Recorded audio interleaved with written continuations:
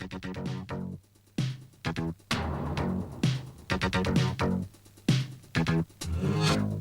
c'est sympa. Oui.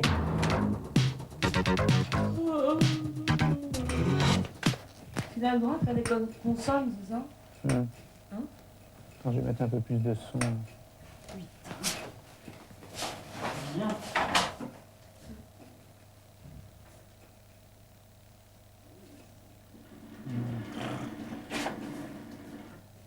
Tournez un petit peu plus. Angers.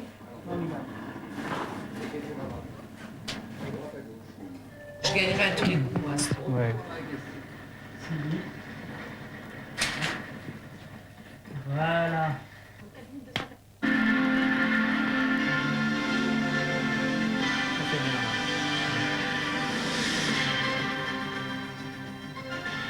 Nous interrompons le cours normal de nos émissions pour un bulletin spécial en direct de Turin en Italie via satellite, un reportage de la télévision italienne. Il y a quelques minutes à peine, Sa Sainteté le pape Jean-Paul II a été victime d'un attentat aussi incroyable qu'imprévisible. Sa Sainteté effectuait une brève escale dans la ville de Turin, au nord de l'Italie, et comme il a l'habitude de le faire à chacun de ses voyages à sa descente d'avion, il s'est prosterné, passé le sol turinois.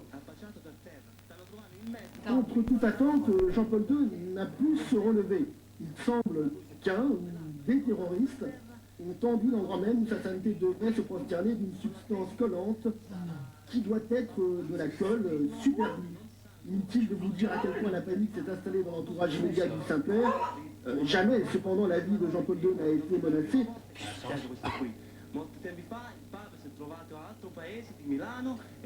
Qu'est-ce que c'est que ça? Mais on cherche une possibilité de dégager d'une façon simple Sa Sainteté. On a néanmoins dû avoir recours aux grands moyens en allant jusqu'à utiliser un marteau pisseur pour le délivrer de sa prison Cette d'asphalte. histoire-là, tu rigoles?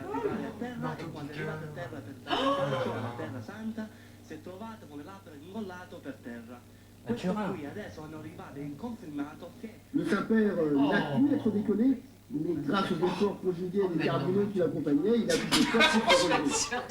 C'est dans la confusion la plus totale que le pape, entouré de ses cardinaux et de ses gardes du corps, a pu quitter l'aéroport international de Turin, Regarde sur les genoux. essayant de se frayer un chemin à travers les journalistes et les caméramans.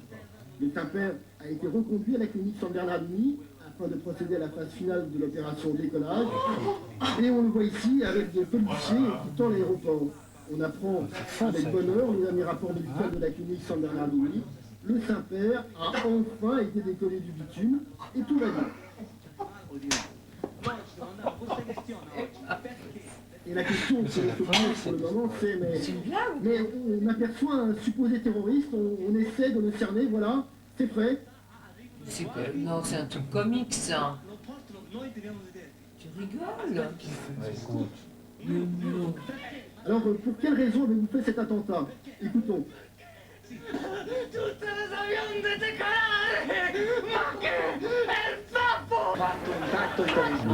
Laissez-moi, le pape ne décollera pas, le pape ne décollera plus. Laissez-moi. Il a bien visé, parce que comment veux-tu qu'il a tout tendu ou quoi? C'est-à-dire qu'il a mieux observé.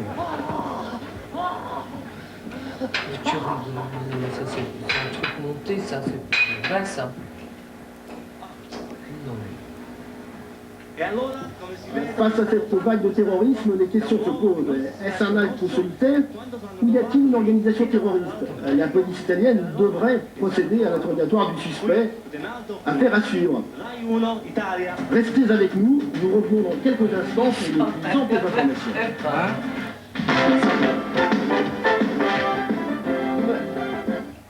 Eh bien, parmi les nombreuses victimes de l'émission Surprise, Surprise, il y en a une qui nous fait tout particulièrement plaisir d'accueillir. Il s'agit de la très populaire chanteuse Sylvie Vartan.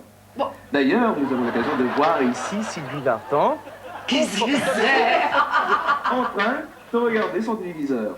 Sylvie Vartan, Mais qu'est-ce bienvenue que à Surprise, Surprise.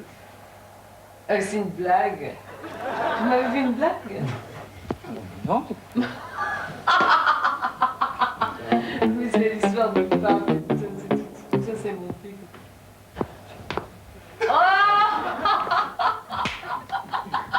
Je voudrais vous souhaiter la bienvenue à l'émission surprise.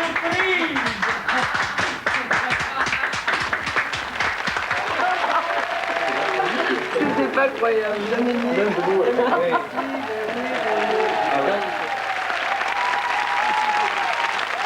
C'est génial. Les avions vont décoller, mais le pape ne décollera plus. Non décollare. Elle était Alors, très surprise, c'est Béate. c'est monstrueux, la réaction de Sylvie. Mais on voit que Sylvie, en plus, elle, jusqu'à ce qu'elle voit le pape avec le... Ils l'ont bien vissé. Elle y croit. Ils ont tout enduit. Mais dis-moi, mais ce pape-là, c'est qui alors? Alors, on avait trouvé quelqu'un qui était le sosie parfait du pape, mais à la toute dernière minute, il s'est désisté. Alors, on tournait le matin dans un aéroport près de Montréal. Alors, on a pris le père, justement, du reporter. Ah, vous êtes pris un mec au hasard pour au faire le hasard, pape? comme ça, parce qu'il était italien, puis il correspondait un peu. Alors, le matin même, on a demandé, il tient un petit magasin près de nos bureaux.